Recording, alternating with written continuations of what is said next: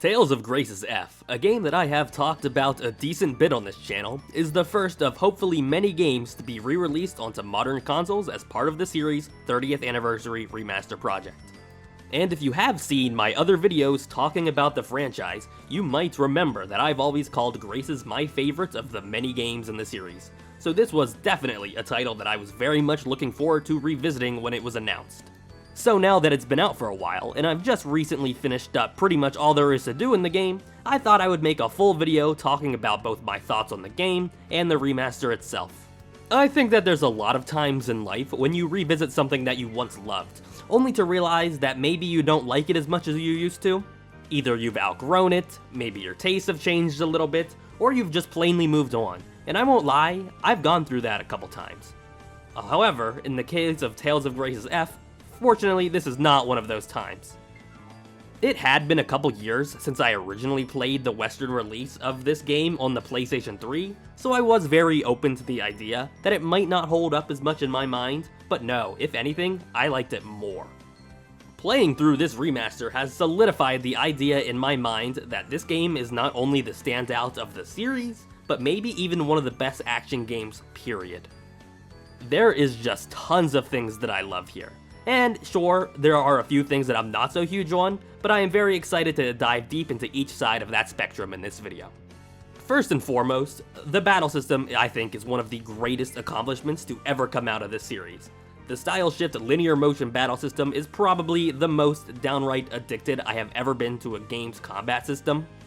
It is just so cool to me the way that it relies more so on reaction time and combo proficiency more than most of the games in this series, and I really appreciate the emphasis on player skill that it requires to make it through the many challenging battles. It feels very fair, but also not afraid to be a little unforgiving, especially on the harder difficulties, where it really encourages the player to maximize their efficiency at the combat to become the best that they can possibly be. I think it was such a smart move for the series to downright drop MP as a concept starting with this game. Not that I hate the MP resource management as a concept, but I generally feel like that is a mechanic that works way better in turn-based games. Because as much as I love them, a lot of the previous games in this series can kinda feel like you're just going through a dungeon and just using basic attacks for every enemy to save all of your MP for the boss fight at the end, creating a lot of situations where most of the cool battles are saved for the final fight, and having the rest of the encounters, aka the battles that you will be fighting hundreds of times more than these bosses, just be slower slugfests where the majority of the battles aren't taking as much of an advantage of the game's combat system as they could be. Grace's, on the other hand, uses a CC system, or chain capacity, in which instead of using an outside resource such as MP to cast different arts in combat, it instead uses a resource that you gain and expend throughout the battles themselves. The minimum and maximum value number of this resource that you have in every encounter is determined by each character's equipment level and their upgrades, and while you start every battle at the minimum, you can raise that number by hitting different parameters within the encounters themselves.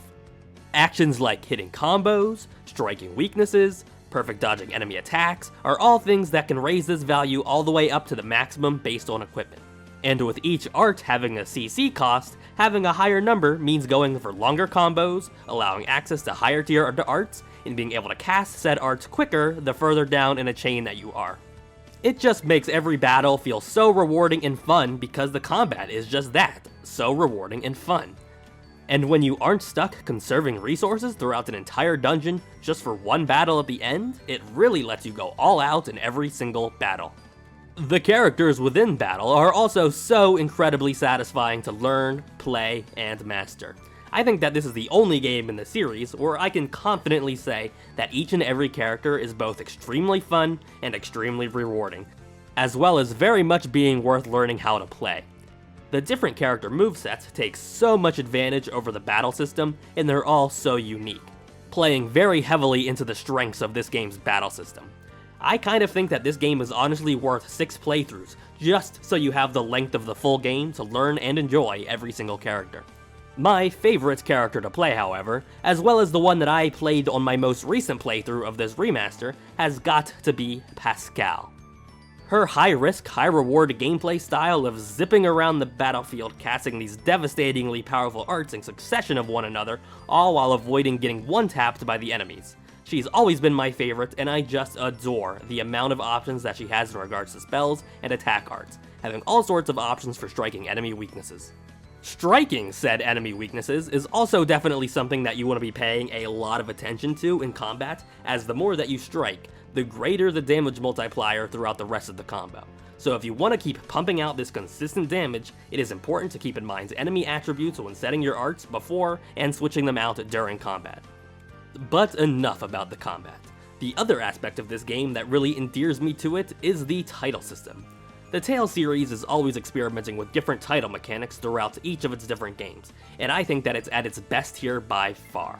Each of the many titles for each character comes with 5 levels, and each of these levels unlocks either a different art upgrade, or stat bonus when leveled up, and these effects remain on your character permanently, so the way that your characters develop in this game is by collecting and leveling up the various titles on each of them. And with every character having upwards of almost 200 of these titles, there is a lot of collecting to do. Ranging from getting them through story progression, doing different side quests or in-world quests, discovering secrets, being proficient in combat, art mastery, you will just constantly be unlocking more and more. And I really love that the whole collectathon nature that this creates. It makes me really want to do and see everything that this game has to offer, because I know that there are character boosting titles to go along with pretty much all of it. While I do think that the series generally always makes these titles fun to collect, it has just never been integrated so well with the gameplay in my opinion as it is here. And I think one of the coolest things that this game does is having the titles level up faster depending on the difficulty that you play the game on. The harder the difficulty, the faster you level them up and move on to the next one.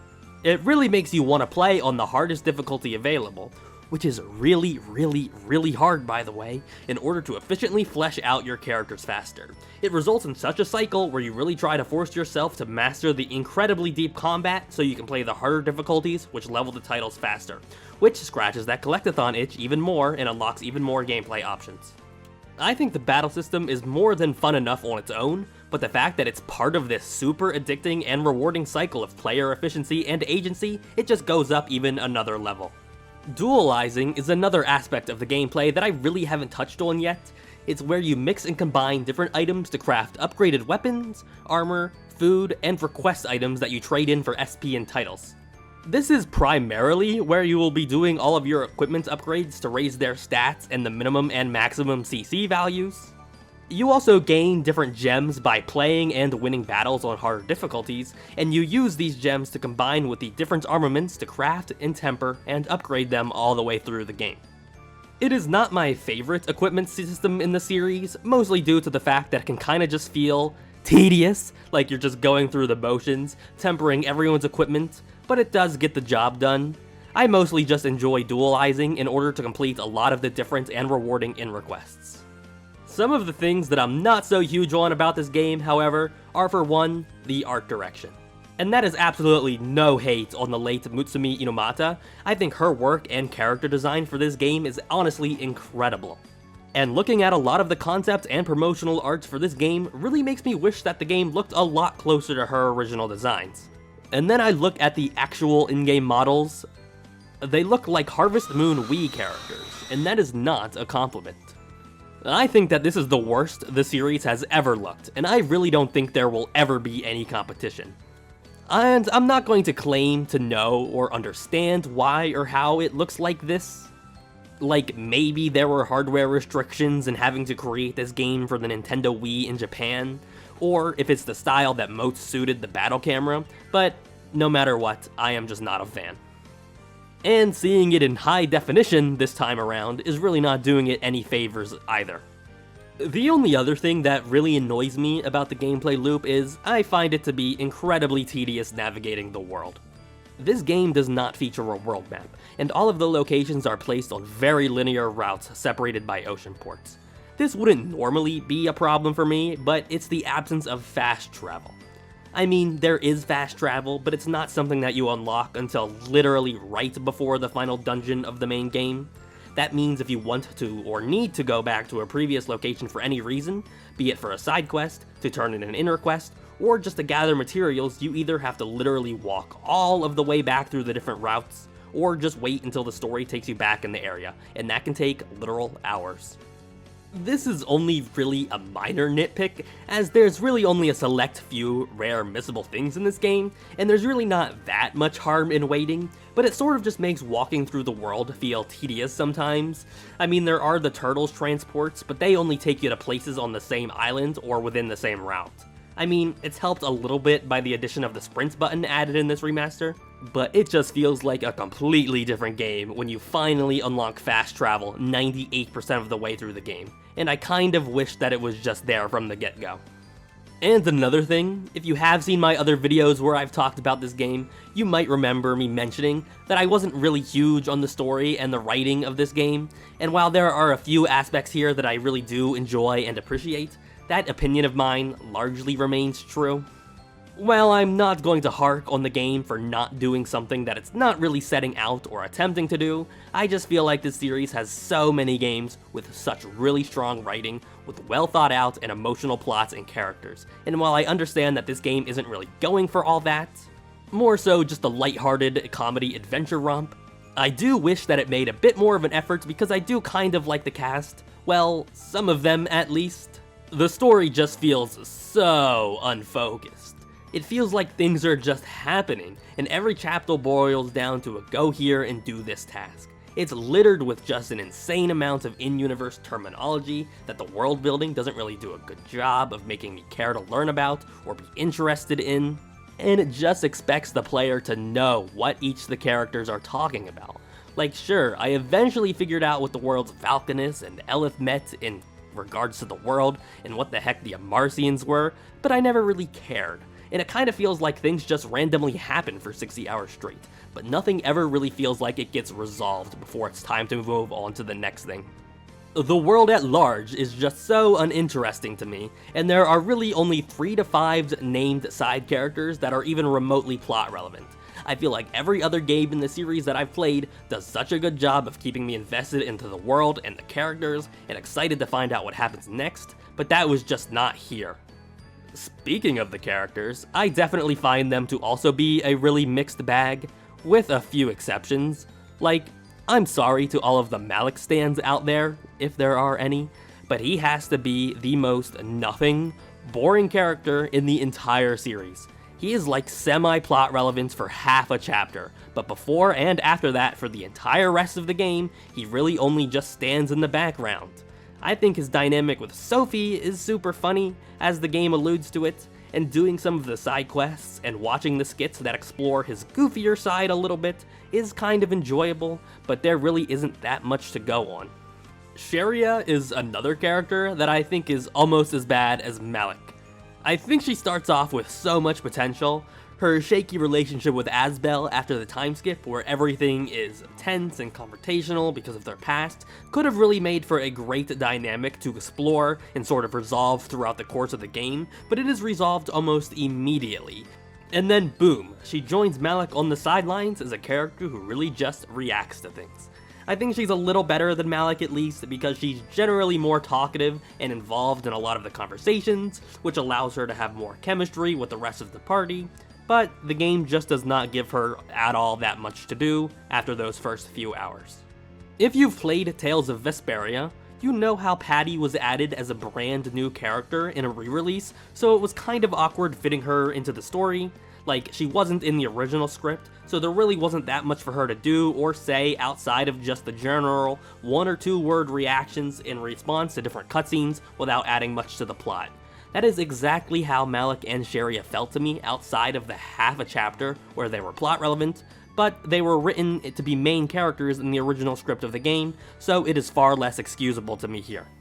And I've always called Asbel my least favorite main character in the series, to the point where I actually disliked him after my first playthrough, and I will admit that he grew on me a little bit after this recent playthrough, so I won't say that I dislike him anymore, but at the end of the day, he really just does not do anything for me. There's nothing like inherently wrong with him, and he's fine and serviceable enough as it is, but I think it just comes back to the fact that the overall plot really just gives these characters nothing to do, and I think that's the problem with all of these characters, honestly. the story just does not take advantage of them enough to really make me care about them, even though there are interesting stuff about them behind the scenes. I will say though, I actually do really like the other three characters. Hubert is just such a likable guy, and his whole arc of him reconnecting with everyone after being sent away is pretty sweet, and I think he has a very solid amount of growth and a good dynamic with the rest of the cast throughout the entire game. Well, after he joins, of course, which is really important in a game like this. Pascal is another character that sort of just has so much screen time and dialogue with the other characters that she sort of brute forces her way into being a good character. It's crazy because in theory she should have the least going on throughout the story, as she was the only character not introduced in the childhood arc, and being the only character having no real connections to any of the others before chapter 1. But she is just so funny, talkative, and just so involved with every scene because of how hyper she is, it ends up feeling like she's one of the focal points of the game. Which probably cannot have been the developer's intentions, but I guess her connections to the Amarcians and the ancient Fodra kind of help her out, but even otherwise, I think she's just plenty likable on her own. But I think the best character in this game is, and with no real competition, would easily have to be Sophie. It's like all of the writers put all of their energy and focus onto her, because she completely outclasses the rest of the cast, to the point where pretty much the only parts of the story that I did find interesting resolved solely around her. I feel like we've seen this plot of a robot learning to be human hundreds of times across these kind of games and stories, but I find her to be probably one of my favorite robots in any video game. Except for you, Ringo, you'll always be my favorite. Sophie's growth and story throughout the game is easily the highlight, and she is given such a good dynamic with every other party member, even the boring ones like Malik and Sharia. I guess it makes sense when the overall story is pretty much about her learning to be more human, but in practice, it ends up feeling like she should have been the main character instead of Asbel. I know I've talked a lot of crap on this game's story, but I honestly think Sophie makes it worth it. If only the other characters could have been this interesting, or at least as interesting as Pascal was. I think this cast did have a lot of potential, and I really do think that if they were in a better written and deeper game, they could have been an all-timer. But as it stands, probably one of my least favorite overall casts in the franchise, even with the few standouts that there are. My review up until this point has basically just been about the game itself, so I do want to dedicate some time to talking about the stuff that they added in this remaster. The main upgrade here is definitely the graphics, with everything now in HD, and to that I say, I think it looks as good as an HD version of Tales of Graces could possibly look. Everything is much cleaner and smoother, but, in my opinion, no amount of HD upscaling is going to make these character models look any less ugly, but I suppose it looks fine. Having the autosave and skip cutscene button is a much appreciated quality of life upgrade, and adding a sprint feature really makes traversing the world feel a little less tedious than it was originally. I actually do really like the retry feature if you fall in battle, as I found this game to be so ridiculously hard at times that I do appreciate being able to jump right back into the fray after a loss rather than having to reload a save 30 times. And having destination markers is a convenient way of knowing where to go. Not that it wouldn't be obvious without them, as this game is probably the most linear RPG I've ever played, but hey, any upgrade is an upgrade. I think having the grade shop available from the start of the game instead of having to wait until New Game Plus is a little weird, as I feel like it kinda defeats the point, but it does make sense for players who already played the original and just want to jump into their initial run of this remaster with some of the goofy modifiers, so I get it. Especially since it's not mandatory if you want to have the real pure experience. The only addition that I find to be outright weird, and not at all in an intrusive way, but more so just I think it's very unnecessary, is the ability to avoid random encounters on the field. And it's like, okay, cool, but why? The encounters in this game were never random, they have always been field encounters, you always have to manually bump into enemies to start combat with them. They were already easy to avoid and just walk past, so I find it weird to add a setting that lets you walk through them when you already had to go out of your way to bump into them. I mean, stupid analogy incoming, but it's like if the new iPhone had a feature, and it was advertised with this feature, that let you turn off responding to text messages. And it's like, cool, but you could already not respond to them yourself. And we're putting this on the back of the box. But whatever, it's no big deal, it's just kind of funny. And aside from just having a bunch of the DLC costumes from the original be available for free, there really isn't too much else aside from what I've talked about that this remaster adds that's big, crazy, or game-changing. And I definitely think that reflects in the fact that they did not charge nearly full price for this game. And I think at the end of the day, it is mostly just an HD port to Steam and other modern hardware to keep the series available and up to date for old and new players alike. And that seems to be their mission statements for all of these games that they are planning on porting over in the near future as part of this remaster project. At least it's not a similar situation to the Tales of Symphonia remaster, where the new version is outright worse than the original in a lot of ways. I know there has been some concern about Bandai's dedication to the series over the past few years, but I think if they're able to do what they did for Graces for a lot of the other games in the series, as in touch it up and make it available to own and play for a reasonable price without having to spend $300 for a copy or emulating them, I think that this is going to end up being one of the strongest eras in the series history. And even though I just finished with this one, I'm already looking forward to playing and reviewing the next one. Final statement, Tales of Graces F Remastered is an excellent game that is well worth your time and money, whether you're new to the series or a veteran coming back for another playthrough. Thank you so much for watching my video, and if you liked it, maybe leave a like, or if you really liked it, feel free to leave a comment letting me know what you thought of Tales of Graces F Remastered and which game in the series you hope gets remastered next. I apologize for the wait in between videos, and I also especially apologize for my voice in this video. I don't know if you could tell, I don't know how obvious it was, but I was very sick recording this, and it was kind of a struggle. But anyways, once again, thank you so much, and have a great day.